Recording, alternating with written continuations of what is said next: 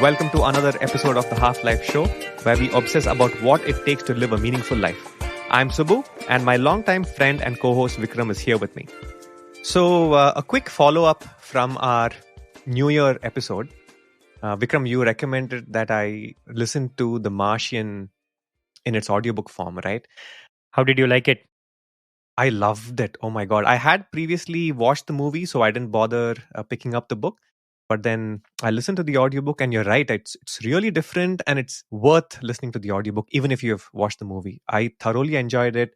I did like a marathon listening session over 2 days, and I think it is about 11 hours, the whole audiobook size. So I think I finished it in a couple of days. And at the end of it, I was left wanting for more because the style of writing and everything is so much fun, especially for engineers, I guess. So what I did was I saw that Andy Weir he's written a new book which released earlier sometime in 2021, and I decided to pick up the audiobook again. And even so, the book is called Hail Mary.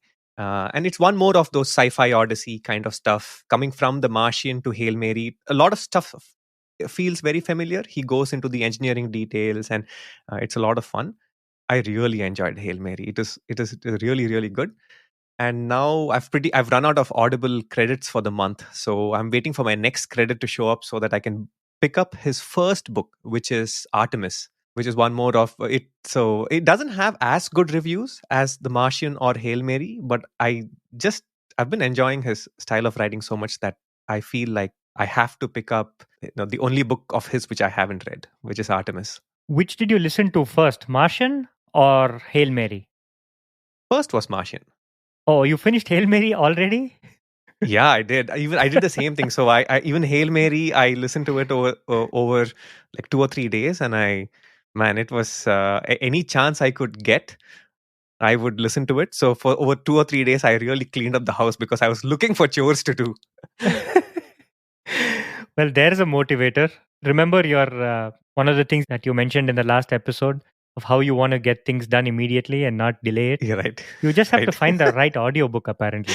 That's correct. Yeah, a good audiobook is like a good catalyst for cleaning up your house. Based on your recommendation offline that you told me, I've been listening to We Are Anonymous. It is very interesting, actually, and kind of scary in a way. We Are Anonymous is about a bunch of hackers who got together to play pranks on people online. Mostly, that's how it all began. And then it evolved into hacking some pretty major institutions. It became activism by hackers. So it started being called hacktivism. So that's how far I've gotten. There are a lot of instances and stories of people and their lives behind it and all that stuff. But maybe we should talk about it at length in a separate episode. This is a very interesting topic we should address at some point.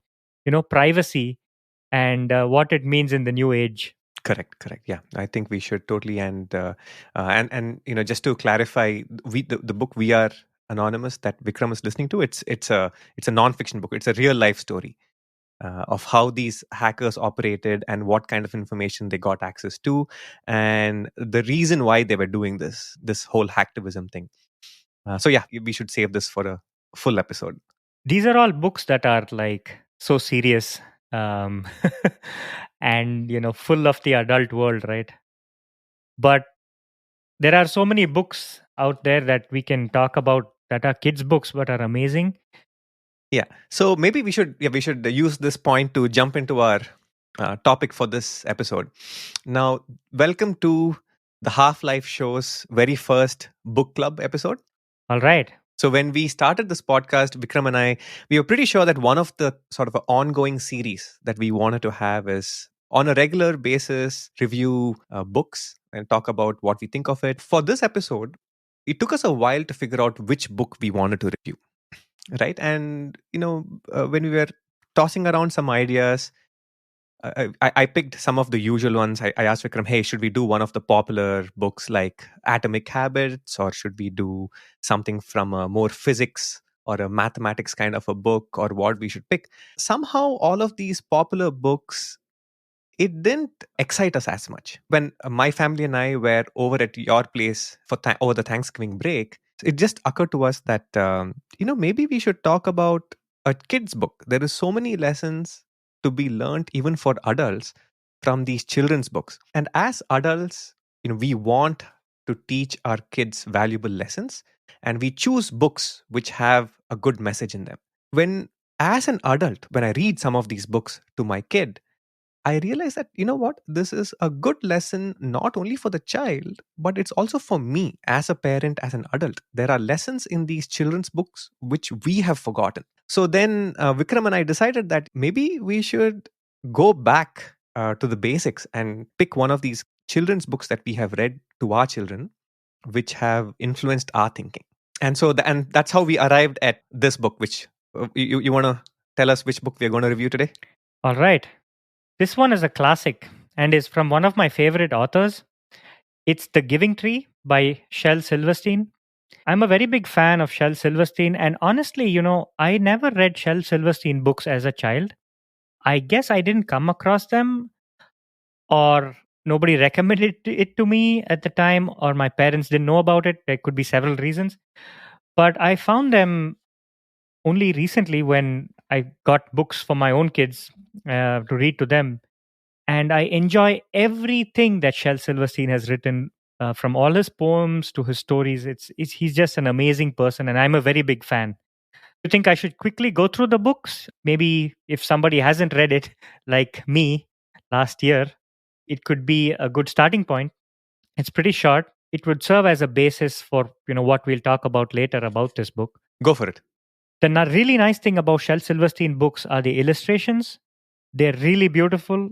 And this is something that you have to see in the book, obviously. But when I go through the quick summary of the book, I'll try to describe what the picture is like so that, the listener gets a good picture of what I'm looking at. Basically, there was this tree, and she really loved a little boy who would come to the tree every day. And the boy would play with the leaves, sleep in the shade, eat the apples, climb up her trunk and swing from the branches and all this stuff. And the boy loved the tree and the tree loved the boy. And the tree was very happy. And on this page, there is a little heart that says me plus tree, made by the boy, etched onto the trunk. It's very nice. But then, time went by and the boy is now older. And this page, there is another heart that says me plus YL. I'm not sure who that is, but that is etched on top of me plus tree, the heart of the me plus tree. And under the tree now is interesting because there are now two pairs of legs, right? So it's him and his loved one who's sitting under the tree. And the tree was often alone now because the boy never came back, right? So the boy is now, let's say, 20 years old, I would imagine, my guess. The boy comes back to the tree and the tree said, "Oh boy, you've come back. Come and, play with me. Swing from my branches, play in my shade." The boy said, "I don't want to play anymore, but I need money. So can you give me money instead?" Tree said, "No, I don't have money. I only have leaves and apples." So the boy takes the apples from the tree and sells them to make money. And the tree was happy because the tree could provide. And then now the boy has grown up to become a middle-aged man, comes back to the tree. And the tree, looking at this much older boy, is extremely happy. He said, come play with me, climb my trunk. I've been waiting for you, come with me. But the middle-aged man says, "I'm too busy to climb trees where I need a house. I want a wife, I want children. So I need a house. Can you give me a house?" The tree says, "I don't have a house, but I have branches. So take branches and make yourself a house." So he takes away all the branches from the tree. But the tree was still happy.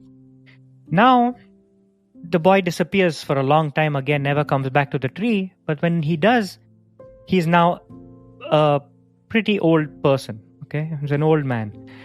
But the tree was so happy she could hardly speak. Said, "Come, boy, come. I want to play. Come and play with me." And the boy said, "I'm too old and tired. I can't play with you. But I want a boat that will take me away from here. So can you give me a boat?" The tree says, "Take my trunk and make yourself a boat. Then you can be happy and you can sail away." And this is a really interesting thing because he cuts the tree exactly where, the heart with the me plus YL, he takes that part and he leaves behind the heart with the me plus tree. Aww. Okay. But the tree was happy, but not really.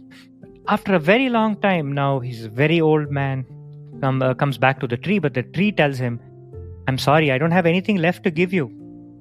All my apples are gone. The boy says, I don't have any teeth to eat your apples. He says, the branches are gone. You cannot swing on them. Boy says, I am too old to swing on branches. He said, my tree trunk is gone too. You cannot climb the tree. He said, I'm too tired to climb. He said, now the tree is very sad that the tree can't give anything to the boy. He said, I'm sorry. I wish I could give you something. I have nothing left. I'm just an old stump. He says, I'm sorry. The old man says, I don't need very much now. I just need a quiet place to sit and rest. I am very tired. And now the tree suddenly gets excited and straightens herself up. Says, well, an old stump like me is good for sitting and resting. So come, boy, and sit down. Sit down and rest on me. And the old man now sits on the tree stump, and the tree was happy again.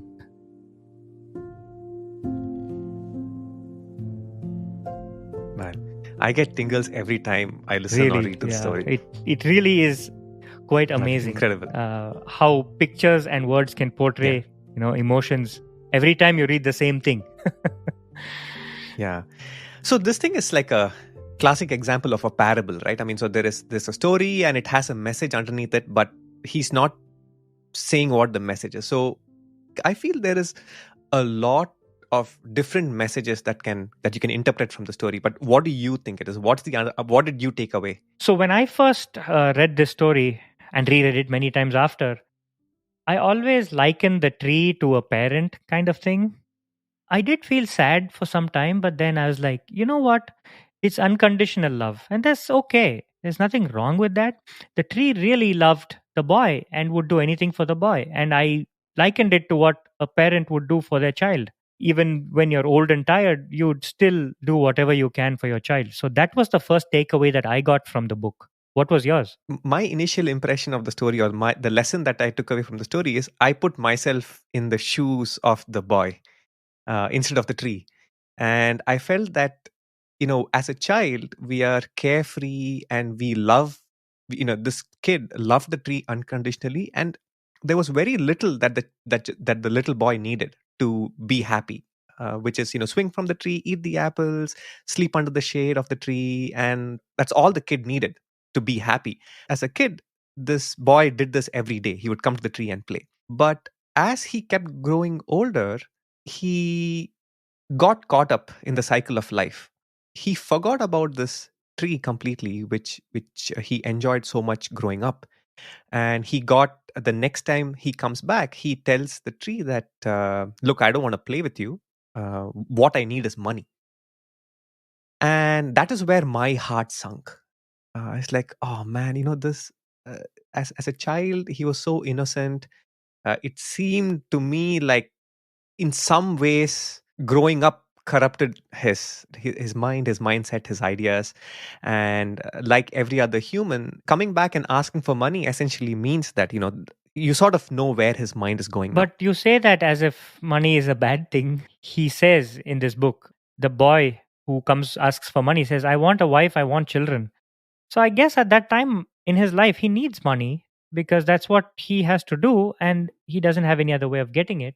He asks the tree. I mean, it's not a bad thing necessarily. Yeah. So you're right. Actually, you're right. It's not a bad thing necessarily. So, but I guess why my heart sunk was that, for one, when he no longer needed the tree, he went away. He comes back 20 years later when he needed something from the tree. He sort of comes back only when he needs something. To me, it seems like the material world has gotten the better of him. He has lost empathy and sympathy and this innocence in the act of the materialistic world taking over his thoughts and ideas. He's coming back to the tree only when he needs it. It's fine that, he's at a stage of his life where he wants a family and where he wants money, but I kind of felt that he has become a materialistic person. My heart sort of also sank because I kind of feel like, man, this is what happens to us as adults as well. We have, in a way, become materialistic. We needed very little as children to make us happy, to give us joy, and we took care of the things that we owned a lot better than we do as adults. We have lesser respect for the things that used to give us joy. Yeah, for sure. I think happiness in the simple things has gone away as you get older, and trying to find that is very hard as an adult, but it's something that we should continuously keep trying. When you read the story, you immediately put yourself in the shoes of the tree and thought of yourself as the parent, and that's the role that your mind played. And in my case, I sort of filled in the shoes of the boy and said, man, okay, this is such a materialistic world. That's the beauty of this book. Yeah, yeah. And so even though the story was written in the 1960s, I feel that it is more relevant today, especially in this world of fast fashion, where people like to shop and wear new clothes very often, and then you buy something this week, and in next month you even forget that you purchased this shirt and pant. It's like 6 or 8 months later, when you're cleaning out your cupboard, you look at it and say, oh man, when did I buy this? I didn't even know I own this. We don't take as good care of the things that we buy as we should. Yeah, definitely. I think that's something we should keep and teach our children as well, because the moment they lose something, especially my kids, the moment they lose something, they're not getting another one replaced, in any reasonably short time frame. They have started to learn to take care of their things too. The funny thing is that this whole book in 1964 or whenever it was published was not loved by everybody immediately. Shel Silverstein spent 4 years trying to convince publishers to publish this book Wow. because everybody turned him away. And because this is like, who writes a children's book that is so dark and grave, right? Right. So one person described it as like, it's too sad for kids and too simple for adults, so refused to publish it. And it took him a long time until it was ultimately picked up by HarperCollins. They made only like 7,500 books initially, but then today the book has sold like tens of millions of copies. And Nice, so nice. classic. Yeah. Continuing my takeaway from that book, right? Like my side of the story or my interpretation of the book. You said that, this is a great story to teach our kids, great lesson for them to learn. I was thinking that, this is a great lesson not only for the kids to live by, but also I want my whole family to live by the sentiment, which is, anything we buy, we don't take it for granted.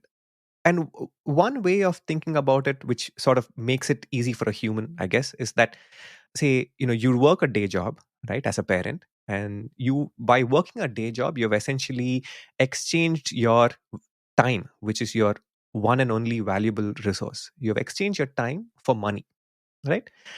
Using this money, which is essentially a representation of your time, in order to buy these clothes, buy toys, buy whatever it may be. So, when you should take good care of the things that you buy because you exchanged your valuable time in order to purchase that. You mean you spent your valuable time working to make money, Hmm? and then that Right. money you used to buy this thing. So you have used time to buy this material thing you own.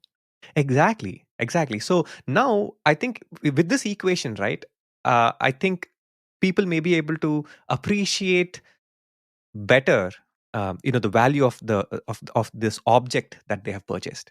In general, if you live life in this way where you have more respect and you treat the things that you buy with more care, then I think it changes your personality also for the good.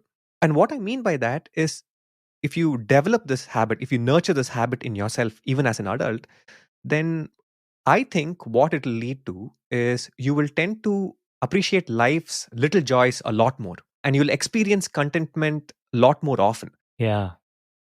Apparently, Shel Silverstein also like had a thing against happy endings. Like his perception on what a child should take away from a story like this, or anybody for that matter, since you're saying that this extends to everybody, this mindset, is that, I mean, I'm going to like, I wrote it down actually. It says, the child asks, why I don't have this happiness thing you're telling me about. Every story ends in a happy way. So the child is going to ask you, how come I don't have this happy feeling all the time that you're telling me everything is supposed to have this conclusion of happiness, right? And then the child will come to think that his joy stops because he has failed, right? And that joy will never come back again. Like, why does everything have to have a happy ending? Like, what about a sad ending? It's nothing wrong with that.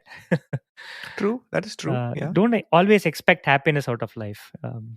Yeah, that's a good one. Actually, that's a great one. I mean, in a way, if you are programmed to expect happiness all the time, then maybe in a way that leads to a better chance for depression. I mean, because you'll be upset a lot more often. If something doesn't work out, then you're very quick to get upset. Yeah, it's always not about pursuing happiness all the time for yourself.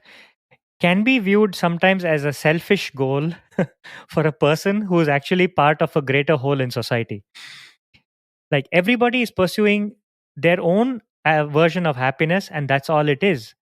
That is not always beneficial to humankind as a whole. Okay, it's that's not where it's supposed to go. You know, we all have to worry and take care of things around us, our planet, our friends. You know, so it's not always about happiness. So that's why he actually doesn't like happy endings. And you know, this particular book was actually banned from a public library in Colorado too. You know why? This What? is banned That's strange. because they believe that this book is sexist. Do you know why? Because the tree is referred to as a she the whole book, and it's all about this boy continuously taking from her without giving anything back to her. So they deemed this book sexist and they banned it from a library. Just rather extreme, okay? It's just a book. Come on. Yeah, that's a bit unfortunate that that's what they took away from it. I mean, because like think about it, right? I mean, we always when we think about things in nature, we do give it a certain gender. I mean, like we always call it Mother Earth. Yeah. So as a species, I mean, we need to take better care of this Mother Earth who is providing us and not keep taking. I asked my older one what his interpretation of this book is, and he's like, "Yeah, it's interesting that I observed that this man or boy takes stuff only from one tree, and that's far better than taking all the trees, right?" Oh, I'm like, okay, that's an interesting point. Yeah, yeah. I guess it's good to take from one tree. man, It's that just a is very totally profound in different its thing I own never way. thought of. Yeah, that's totally. Yeah, I never thought of that either. We're all feeling sorry for this one tree, but he's seeing the bright side of life. Like, people cut down all Yeah, the trees these days. I mean, if everybody could yeah, take one tree, that's not bad. yeah, yeah. That is very. That is amazing. Good. So we have analyzed my takeaway from the story. Now, I want to drill a little bit deeper on what your interpretation of the story is, which is okay. The tree is like a parent, and essentially the tree has been unconditionally giving whatever the kid asks for. Right? Do you have more to add to that? See, every time the tree tells the boy, take this thing from me and be happy. Take the branches, take the apples, be happy. You know, the tree never says, take my apples and make your money, or take my apples. It says, of course, you can build a boat and be happy. The tree always says, be happy. That's why I view it as an unconditional love of a parent, because if I would imagine if my child comes and says to me, I want to do this and that, and you're like, yeah, okay, go ahead. But are you happy doing this? You know, and if the boy took away the branches on the apples and was happy, then the tree was happy. Because throughout the book, that he says, and the tree was happy, and the tree was happy, right? So you're happy when the boy is happy. So that's where my perception of it comes from. Once adults have children, then the children become their whole life. At some point in time, the children are going to grow up and the parents are going to become empty nesters, which means that, the kids are going to go off to college, they're going to get married and go away. And at that point, there is this unfillable emptiness that the parents end up feeling because they've spent like 20-25 years raising this child, and the child has essentially consumed all their life and they have not done anything else in life. And so when it's time for when the children to leave the nest, they kind of they're like 60 or 65 or 70, however old they are, and they kind of feel like, oh man, they feel like it is the end of their life. They have like, pretty much there's no reason for them to sort of continue living in a way. And I kind of feel like that is a sort of a sad view on life. I don't want to be that way when I'm like 65 or 70. I know that at some point in time we will be empty nesters too, and at that point it is okay. I mean, it is natural. We will feel sad that, oh, our little child has grown up and doesn't need us anymore. I want to get over the sad feeling quickly, and then I want to continue to have my life, my own life from say 60 to 75 or 80. What do you think? That's where the mentality of, is your child happy? Is he or she happy? Okay, then you should be happy, just like the tree was. The boy wanted to go away in a boat far away. Sure, could have felt sad that the boy was going away, but the tree was happy, but not really. Right. Okay. But exactly, yeah. In this story specifically, every time the boy went away and didn't come back for a long time, the tree did get sad. He did get sad, and that's Right. normal. There's nothing wrong about feeling sad. I mean, you can feel sad about it, but at the end of the day, the tree is still happy for the boy. Okay. I mean, the separation is a real thing, and when people go away, you feel the distance, and that's part of being human. And it's nothing wrong in facing that humanity, that you will feel sad if you see people who are close to you very far away from you, but then you have to take solace in the fact that they are doing well, they are happy, this is their life to lead, and you can only watch from the distance like the watchful tree. All right, so if anybody has not read this book, we highly recommend getting yourself a copy because it's one of the classics. And there's a really interesting picture of Shel Silverstein in the back of this book. Yeah, so you should get it just for this picture. Nice. And I also saw a animated version of the story narrated by Shel himself. We can add a link to that YouTube video in the show notes. Oh, that's nice.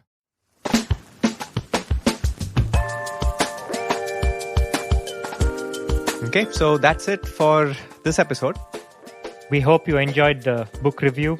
And if you have any comments or suggestions on what we can do as future books, feel free to write to us on Instagram at Half-Life Show or on Twitter also at Half-Life Show. That's right. See you next time.